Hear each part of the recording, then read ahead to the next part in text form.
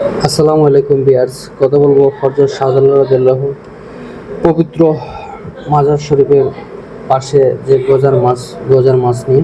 সিলেটের কিছু বিখ্যাত মাজার, বিশেষ করে হযরত শাহজালাল রাদিয়াল্লাহু হযরত শাহপুরান রাদিয়াল্লাহু মাজারে গজার মাছকে কেন্দ্র করে একটি বিশেষ ধরনের ধর্মীয় ও সাংস্কৃতিক বিশ্বাস এবং আয়োজন রয়েছে। মাজারের গজার মাছের বিশেষত্ব। হযরত শাহজালাল রাদিয়াল্লাহু মাজার প্রসঙ্গে সিলেট মাজার সংলগ্ন পুকুরে বড় বড় গজার মাছ রয়েছে। এসব মাছ পীর মাছ বলা হয়। মানুষেরা এই মাছগুলোকে ভক্তি করে দেখেন। অনেকে খাবারও, বিশেষ করে ছোট ছোট কলা, চুলা এবং ছোট ছোট মাছ ছুড়ে দেন। কোনো অবস্থাতে মাছ ধরা বা খাওয়া নিষেধ। এটি ধর্মীয়ভাবে অনুশোচনীয় বলে বিবেচিত হয়।